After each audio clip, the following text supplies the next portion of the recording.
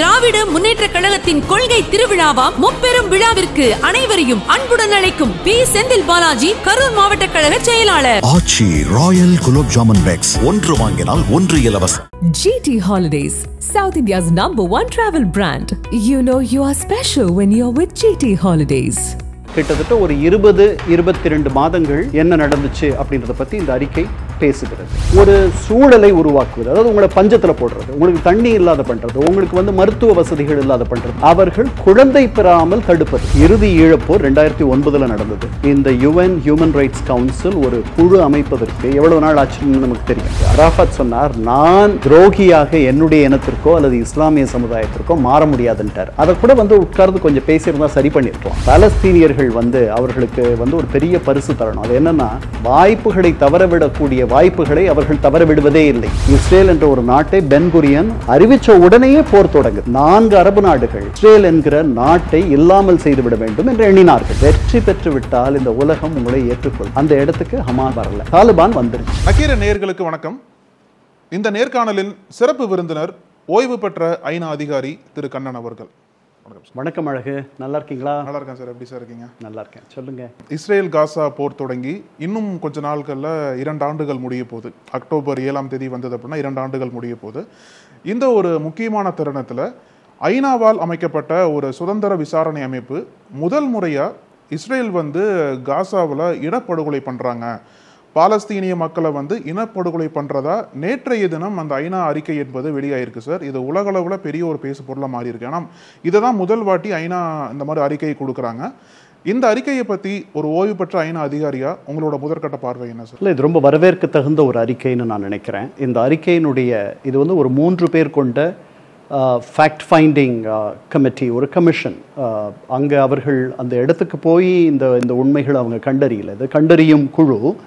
இந்த குழுவினுடைய தலைவராக இருப்பது நவநீதம் பிள்ளைன்னு சொல்லிட்டு தென்னாப்பிரிக்காவினுடைய உச்ச நீதிமன்றத்தில் நீதிபதியாக இருந்தவர், முன்னாள் ஐக்கிய நாடுகள் சபையினுடைய மனித உரிமை ஹை கமிஷனர், உயர் ஆணையர். அந்த அம்மையாருக்கு உலகம் முழுவதும் ஒரு பெரிய ஒரு மரியாதையும் பெயரும் உண்டு. உங்களுக்கு ஞாபகம் இருக்கும், தென்னாப்பிரிக்கா ஏற்கனவே இன்டர்நேஷ்னல் கோர்ட் ஆஃப் ஜஸ்டிஸ், சர்வதேச நீதிமன்றத்தில் ஜெனசைட், இனப்படுகொலை குற்றச்சாட்டை வைத்து ஒரு வழக்கை தொடுத்திருக்கிறது. அந்த வழக்கு நடந்து கொண்டிருக்கிறது. அந்த வழக்கினுடைய தீர்ப்பு வருவதற்கு பல ஆண்டுகள் ஆகும். இதற்கு இடையில் இந்த மாதிரி நேற்று வந்த இந்த அறிக்கை, நவநீதம் பிள்ளை அந்த குழுவினுடைய தலைவர், அதில் வேற 2 உறுப்பினர்கள் இருக்கார்கள். அந்த உறுப்பினர்கள் கிறிஸ் சிடோட்டின்னு சொல்லிட்டு ஒரு ஆஸ்திரேலியன் மனித உரிமை வழக்கறிஞர். அப்புறம் அதில் நம்முடைய இந்தியர் ஒருவரும் இருக்கார், மிலோன் அவருடைய முதல் பெயர், கொத்தாரி அவருடைய 2வது பெயர், மிலோன் கொத்தாரி. அவர் நில உரிமை, வீடுகள் உரிமை, இதை பற்றிய ஒரு பெரிய அறிஞர். இவர்கள் 3 பேரும் சேர்ந்து இந்த குழுவை அவர்கள் ஐக்கிய நாடுகள் சபையினுடைய மனித உரிமை குழு, UN ஹியூமன் ரைட்ஸ் கவுன்சில், இது 47 உறுப்பினர்கள் கொண்ட ஒரு அமைப்பு. இது ஜெனீவாவில் இயங்குகிறது. இந்த அமைப்பு ஒரு ஐக்கிய நாடுகள் சபையினுடைய ஜெனரல் அசம்பிளி பொது சபை தீர்மானத்தின்படி, அது கேட்டுக்கொண்டபடி இந்த உண்மை அறியும் குழு, இந்த உண்மை அறியும் ஆணையத்தை அமைத்தது. அந்த அமைப்பு இப்போ இதை ஒரு 70 80 பக்க அறிக்கையை தந்திருக்கிறது. இனப்படுகொலை அப்படின்றதுக்கு 4 விதமான கூறுகள் உண்டு. 1948 உலக இனப்படுகொலை கன்வென்ஷன், சர்வதேச சட்டத்தின்படி, அது இதில் வேடிக்கை என்னென்னா, யூதர்கள் பெருமளவில் 60 லட்சம் யூதர்கள் இறந்த பிறகு வந்த சர்வதேச சட்டம் இந்த ஜெனசைட் கன்வென்ஷன். அதை பார்த்து உலகம் இப்படி கூட மனிதர்களை நடத்த முடியுமா என்று அஞ்சி விதிர்த்து கொண்டு வந்த ஒரு சர்வதேச சட்டம். அது ஒரு 4 கூறுகளை சொல்லுது எது இனப்படுகொலைன்ட்டு. முதல்ல, இவர்களை அழிக்க வேண்டும் என்ற எண்ணம் இருக்க வேண்டும், இன்டென்ட். சரிதானா? அவர்களை பகுதியாகவோ அல்லது முழுவதுமாகவோ ஒரு தேசிய இனத்தையோ அல்லது மொழி வழி இனத்தையோ அல்லது நிறவழி இனத்தையோ அல்லது மத ரீதியாக அமைந்த ஒரு இனத்தையோ அழிப்பதற்கு, இந்த 4 இனங்களை அழிப்பதற்காக திட்டமிடல் இருக்க வேண்டும், அந்த எண்ணம் இருக்க வேண்டும். அது இங்கே நம்ம ஊரில் ஒரு குற்றம் இருக்குது. இப்போ நீங்கள் ஒரு காரில் போகும்பொழுது ஒரு விபத்தில் யாரையாவது கொன்னுட்டீங்கன்னு வச்சுக்குவோம். அதில் உங்களுக்கு கொல்லணுன்ற எண்ணம் இல்லை.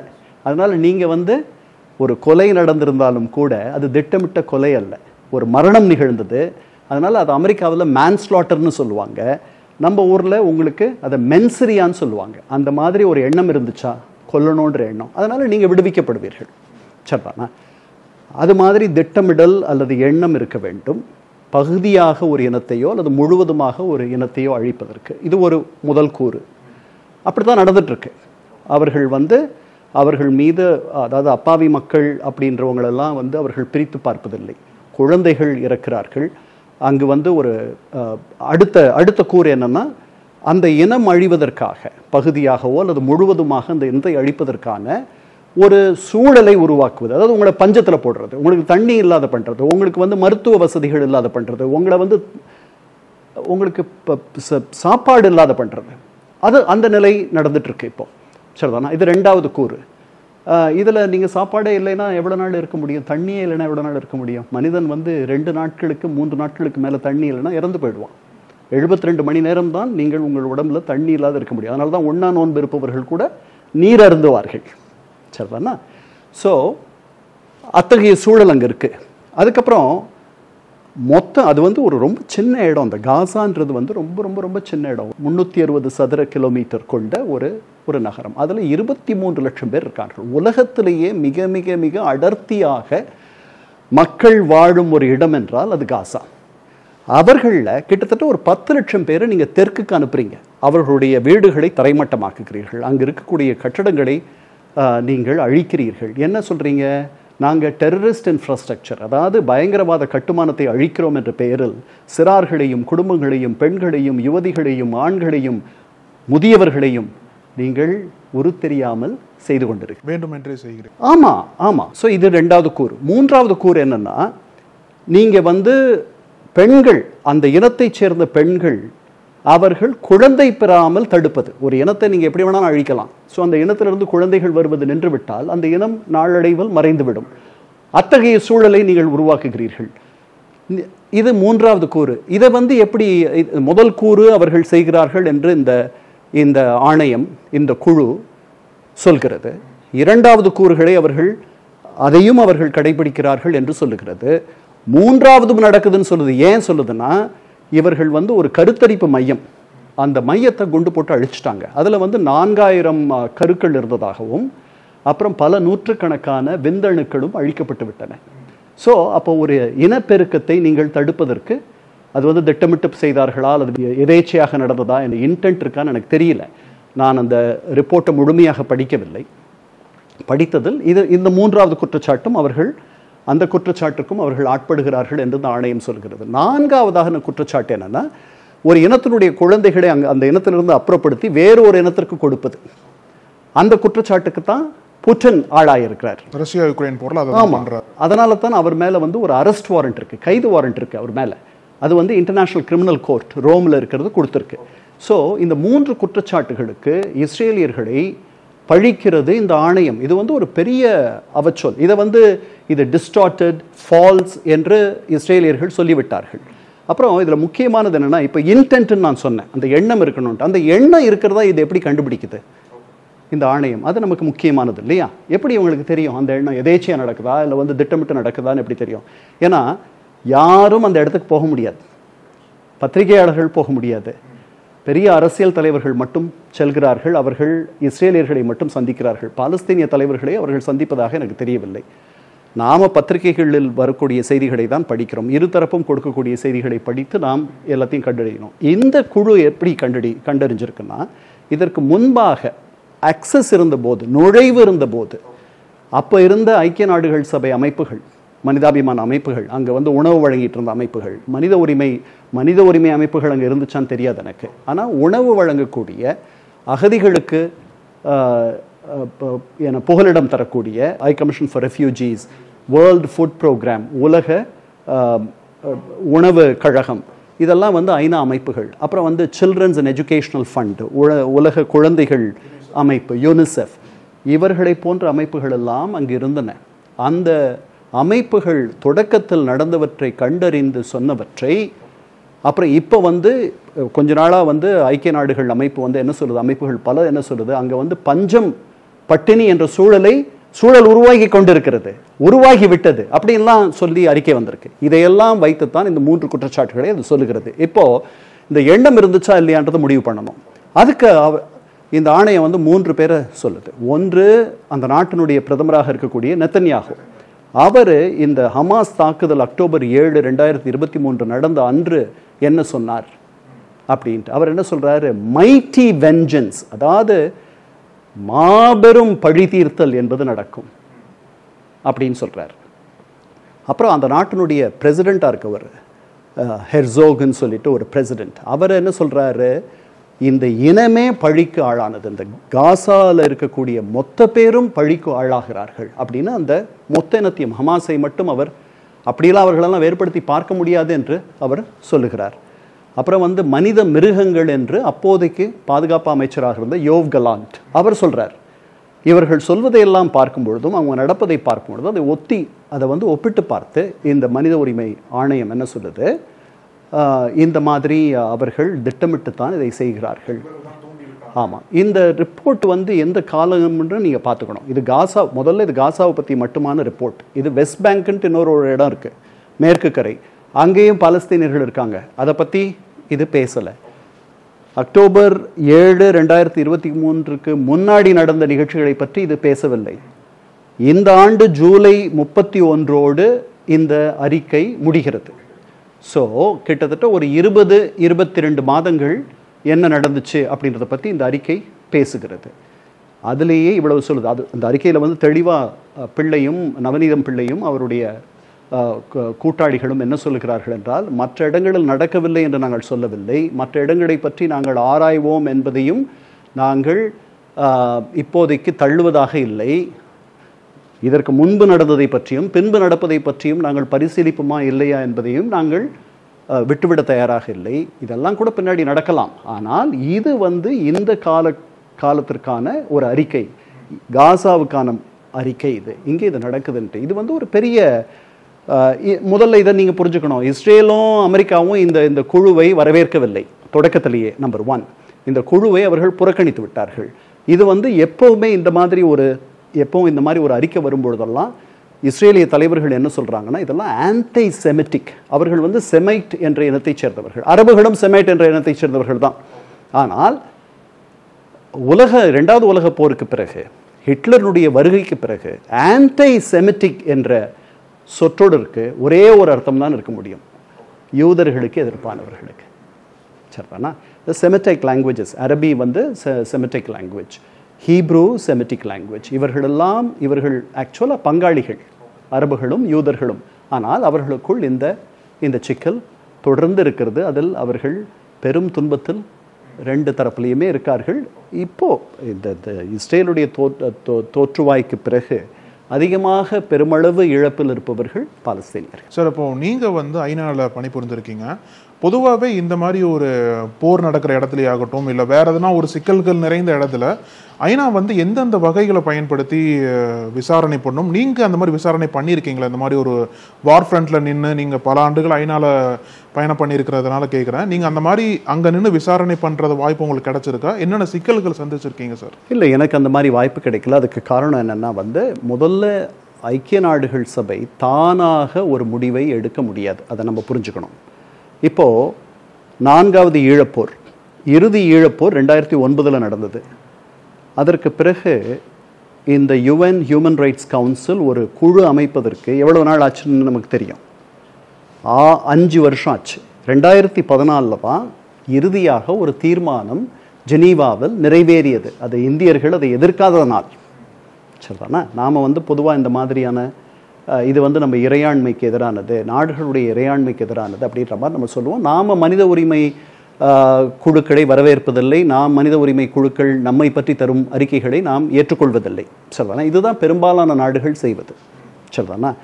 இலங்கையில் இந்த 2014 இந்த மனித உரிமை குழு, ஐக்கிய நாடுகள் குழு ஒரு தீர்மானத்தை நிறைவேற்றி ஒரு குழுவை, இப்போ எப்படி நவி பிள்ளை தலைமையில் ஒரு குழு இருந்துச்சு இந்த அறிக்கையை தந்திருக்கோம், அதே மாதிரி மார்ட்டி அத்துசாரி, ஃபின்லாந்துடைய முன்னாள் அதிபர், அவர் தலைமையில் இன்னும் 2 பேர் அவருடைய கூட்டாளிகளாக வச்சு அந்த ஒரு குழுவை அமைத்தது. அந்த குழு இலங்கைக்கு சென்று, அது வந்து ஃபேக்ட் ஃபைண்டிங் கமிட்டி, உண்மை கண்டறியும் குழு. அவர்கள் இலங்கைக்கு சென்றால்தான் உண்மையை கண்டறிய முடியும். அங்கே எல்லாரையும் பேசலாம், பத்திரிகையாளர்களை பார்க்கலாம், சிவில் சொசைட்டி, என்ஜிஓஸ் என தொண்டு நிறுவனங்களை சந்திக்கலாம், சாதாரண சராசரி அப்பாவி மக்களை சந்தித்து பேசலாம், இருதரப்பும் அரசியல்வாதிகளை பார்க்கலாம், சட்ட வல்லுநர்களை பார்க்கலாம், மனித உரிமை ஆர்வலர்களை பார்க்கலாம், இப்படி பலரை சந்தித்து ஒரு முடிவுக்கு வந்திருக்கலாம். ஆனால் இலங்கை அரசு ஒப்புக்கொண்டால்தான் அவர்கள் இலங்கையில் காலடி எடுத்து வைக்க முடியும். இலங்கை அரசு கடைசி வரை அவர்களை வருவதற்கு அனுமதிக்கவில்லை.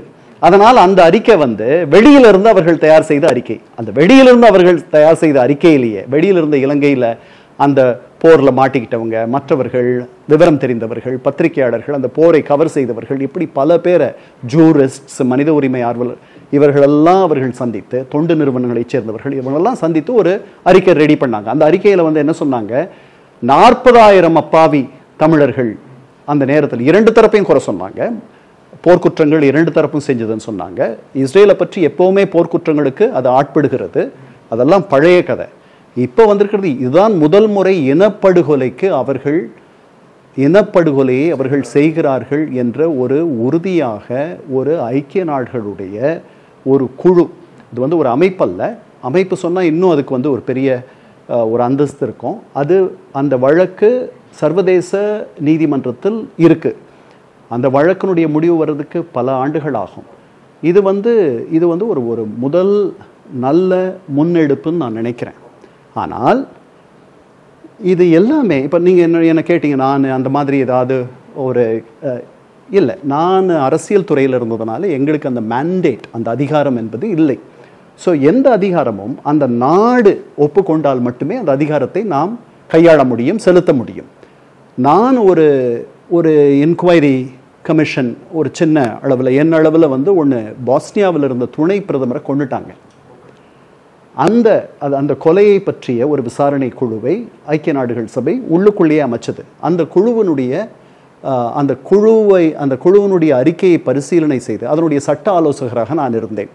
அந்த குழுவினுடைய அறிக்கையை தயார் செய்து பின்பு அந்த குழுவினுடைய அறிக்கை ஐக்கிய நாடுகள் சபை அறிக்கையாக வெளியே வந்தது. அந்த பொறுப்பு எனக்கு கிடைச்சது. நான் அப்போ வந்து ஒரு 30 சில்லற வயசு இருக்கும், எனக்கு ஒரு 32 வயது இருக்கும். அது ஒரு பெரிய அனுபவமாக இருந்தது.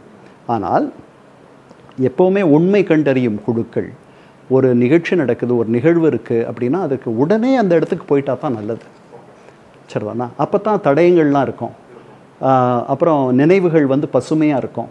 நாளாயிடுச்சுன்னா நிறைய பேர் மறந்துடுவாங்க, திரிபு வந்துடும், அதில் வந்து கூட்டல் குறைச்சல் எல்லாம் நடந்துடும்.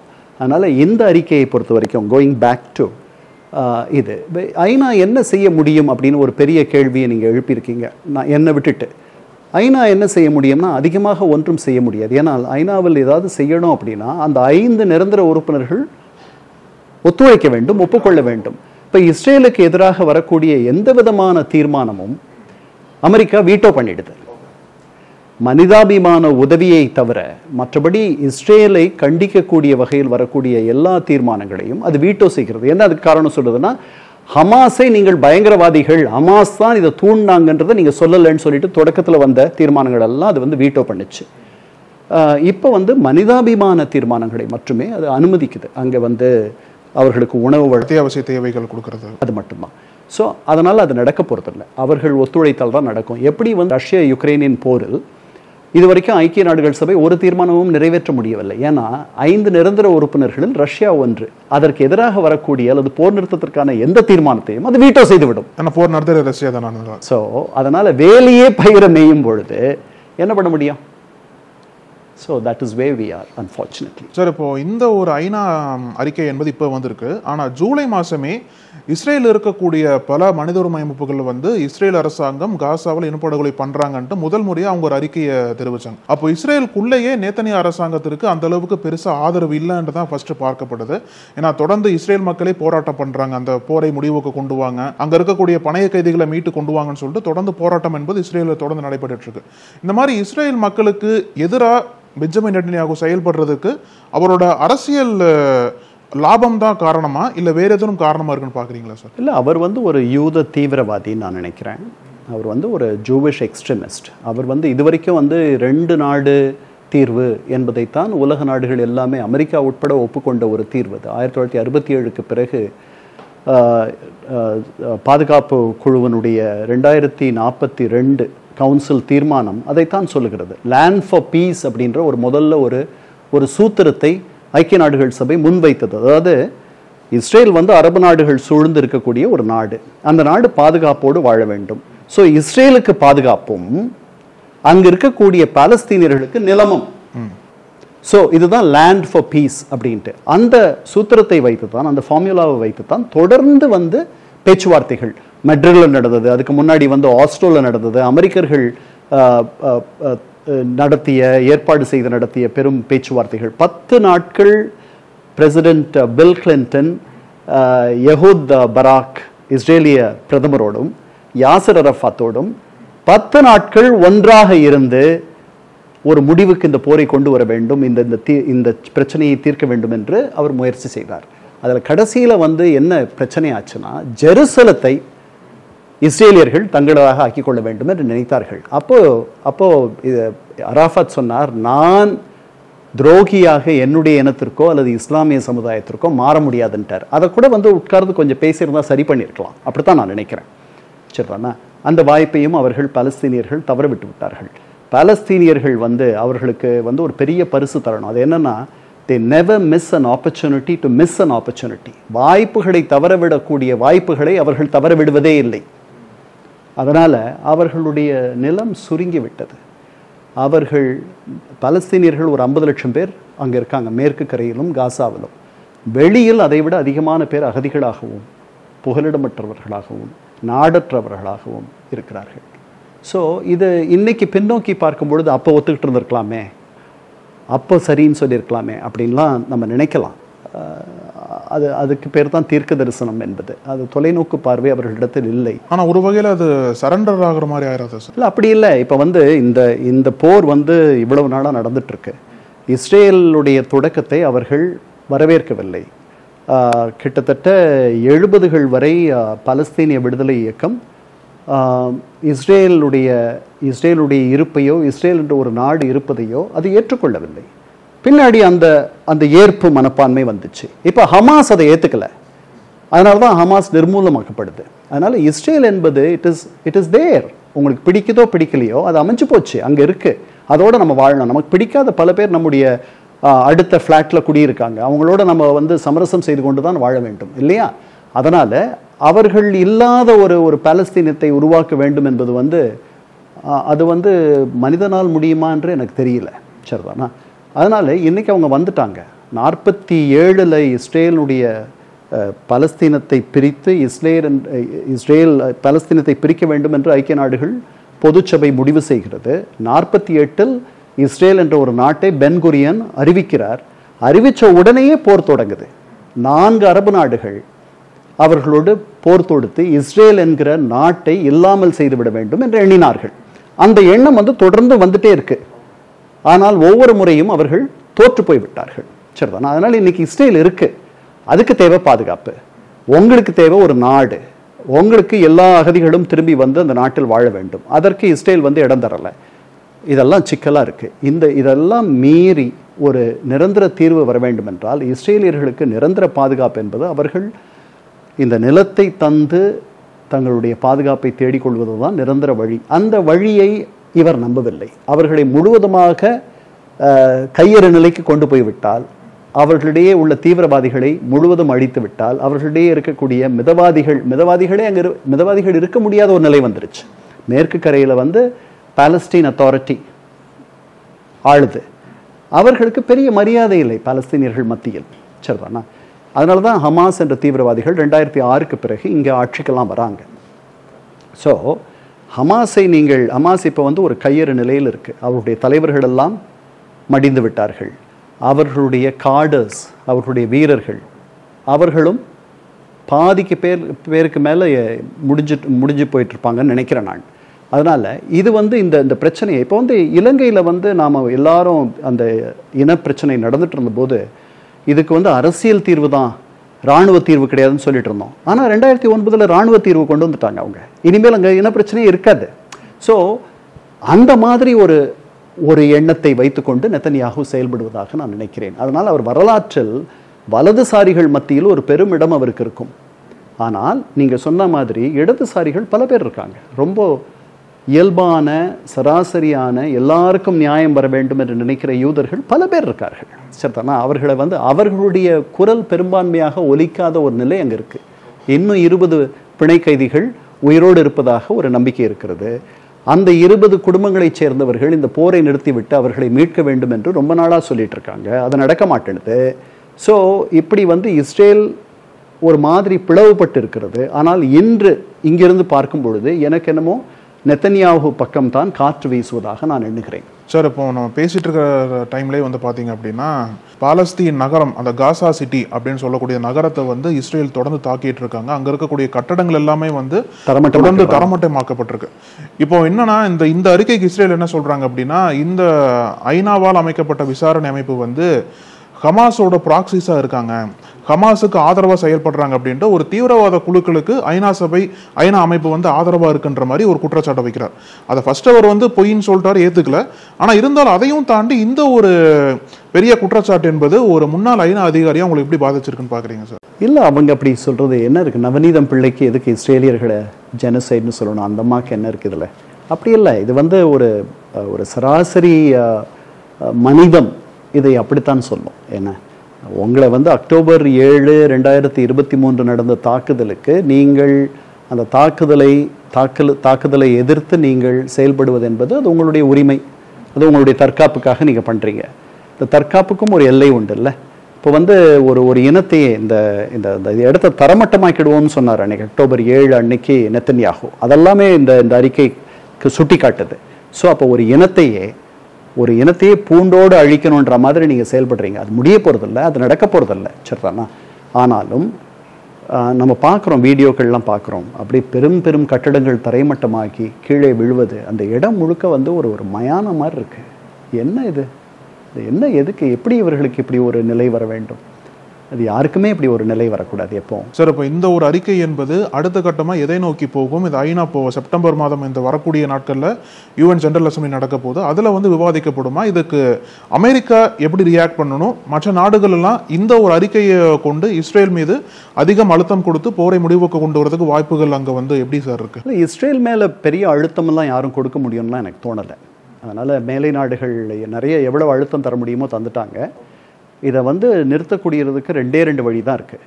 ஒன்று, நம்ம அதிபர் ட்ரம்ப் அவர் முடிவெடுத்தால் இதை நிறுத்திடலாம். அவர் நெத்தன்யாவை கூப்பிட்டு போகிறோம், ஏன்னா இதை நிறுத்திடு அப்படின்னு சொன்னால் நின்றுடும். இன்னொன்று, ஹமாஸ் வைத்திருக்கிற பிணை கைதிகளை அவர்கள் தந்துவிட வேண்டும். அவர்களிடத்தில் இருக்கக்கூடிய சடலங்களையும் ஒப்படைத்து விட வேண்டும். ஒரு 30 சடலங்கள் இருக்குது அப்படின்னு சொல்கிறாங்க, அதையும் கொடுத்துடணும். இது 2. மூன்றாவது, ஹமாஸ் இன்னும் கொஞ்சம் முன்னுக்கு வரணும். என்ன சொல்லணும்னா, நாங்கள் ஆயுதம் தாங்கிய போரை இப்போதைக்கு நிறுத்தி வைக்கிறோம், அல்லது தற்காலிக போர் நிறுத்தத்திற்கு அவங்க ஒத்துக்கணும். அவங்க இப்போ நிரந்தர போர் நிறுத்தத்துக்கு தான் அவங்க கேட்டுட்டு இருந்தாங்க. ஏன்னா ஆயுதங்களை எல்லாம் அவர்கள் கீழே போட்ட பிறகு அவர்களை ஒன்றுமில்லாமல் அழித்து விடுவார்கள் இந்த இஸ்ரேலியர்கள்னு அவங்க நம்புகிறாங்க. அதுதான் நடக்கும். அதனால் தற்காலிகமாக தங்களுடைய மக்களே இல்லாமல் அப்புறம் யாருக்காக சண்டை போட முடியும் இல்லையா? இது எனக்கு இலங்கை மாதிரியே தோணுது அங்கே நடக்கிறதெல்லாம் பார்க்கும் பொழுது. அதனால் நாம் இலக்க மறந்துடக்கூடாது. இந்த மக்களுக்காகத்தான் அவர்கள் போரிடுகிறார்கள். இந்த மக்கள் இவ்வளவு பெரும் துயரத்திற்கு நீங்கள் செய்த செயலால் வாடிக்கொண்டிருக்கிறார்கள். என்ன அப்போது இதை முடிவு கொண்டு வர்றதுக்கு ஹமாஸ் தரப்பிலிருந்து என்ன பெரிதாக அவர்கள் இதுவரை வழங்கி இருக்கிறார்கள் என்பது எனக்கு, நான் அந்த ஏடுகளெல்லாம் படிக்கிறேன், பல வெளியில் அவர்களை பற்றி அந்த பேச்சுவார்த்தைகளை பற்றி வரக்கூடிய தகவல்களை படிக்கிறேன். எனக்கு தெரியல பெருசாக. ஏன்னா கத்தார் இந்த பேச்சுவார்த்தைக்கு ஒரு சுமூகமான ஒரு தீர்வு வரணும்ன்ட்டு நினைக்குது. எகிப்தியர்கள் நினைக்கிறார்கள், எல்லாம் நினைக்கிறாங்க. அமெரிக்கர்கள் அவர்கள் ஒரு அழுத்தம் தராங்க. இருந்தாலும் இஸ்ரேலுக்கு ஒரு 90-95% பங்கு இருந்தாலும் கூட இந்த போரை நிறுத்தாமல் இருப்பதற்கு ஒரு 5% பங்கு ஹமாஸுக்கு இருப்பதாக நான் எண்ணுகிறேன். அவர்கள் இந்த பிணை கைதிகளை தந்து விடுவது, அந்த சடலங்களை தந்து விடுவது அவர்களுக்கு இந்த இஸ்ரேலியர்கள் தரப்பிலிருந்து ஒரு தார்மீக ரீதியான ஒரு அடிப்படை நியாயம் இருப்பதாக இஸ்ரேலியர்கள் மத்தியில் சில பேர் எண்ணிக்கொண்டிருக்கிறார்கள். அது நின்று போயிடும். சரிதானா? அதை பண்ணணும்னு நான் நினைக்கிறேன். அதை தவிர தான் நான் சொன்ன மாதிரி இந்த இந்த அறிக்கைக்கு பிறகு நீங்கள் சொன்ன மாதிரியே ஜெனரல் அசம்பிளியில் இது ஒரு பெரிய இது நிறைய பேசப்படும் இந்த அறிக்கை. இது பல நாடுகள், பல மூன்றாவது நாடுகள் இதை வரவேற்கும். ஆனால் வரவேற்கக்கூடிய அந்த நாடுகளை பற்றி இப்படி ஒரு அறிக்கை வந்தால் அந்த அறிக்கையை இது ஒரு பொய் அறிக்கை, இது ஒரு என்ன சொல்றது, எங்கள் மீது ஒரு வெறுப்புணர்வால் வந்த அறிக்கை அப்படின்லாம் சொல்லுவோம். ஆமா, நாளைக்கு காஷ்மீர்ல இப்படி ஒன்று நடக்குதுன்ட்டு ஒரு அறிக்கை வருதுன்னு வச்சுக்குவோம், இந்திய அரசு அதை ஒத்துக்குமா?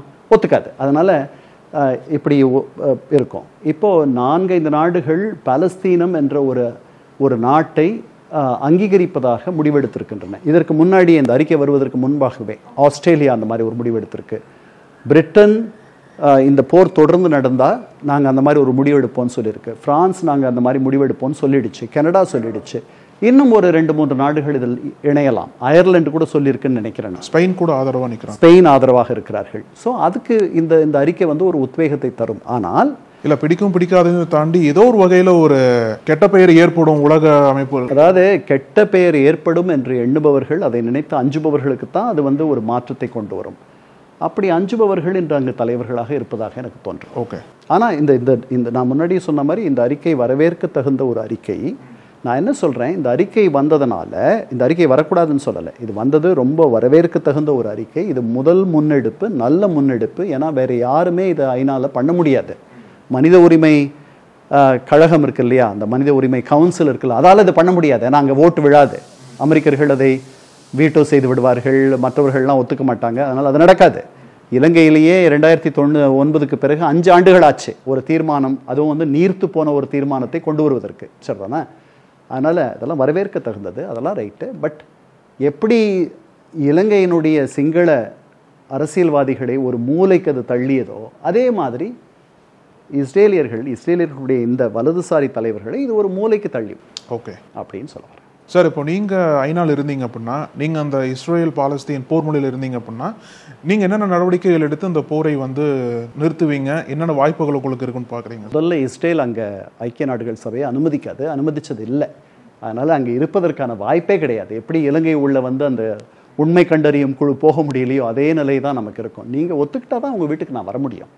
அதுக்கப்புறம் நான் உங்கள் வீட்டுக்கு வந்துட்டு ஏதாவது குறை சொல்லலாம், ஏதாவது இல்லை, நீங்கள் என்னை அழைச்சா தான் எங்கள் அண்ணனுக்கும் எனக்கும் ஒரு மத்தியஸ்தம் நீங்கள் பண்ணணும் வாங்கன்னு சொன்னா தான். அதனால் நான் அதை பண்ண முடியாது. நான் பக்கத்து வீட்டுக்காரனாக இருந்து உங்கள் வீட்டில் நடப்பதை பார்ப்பதற்கு ஒரு அளவுக்கு தான் என்னால் பார்க்க முடியும். எனக்கு அதிகமாக தெரியாது. அதனால் முதல்ல அதுக்கான வாய்ப்பே வராது.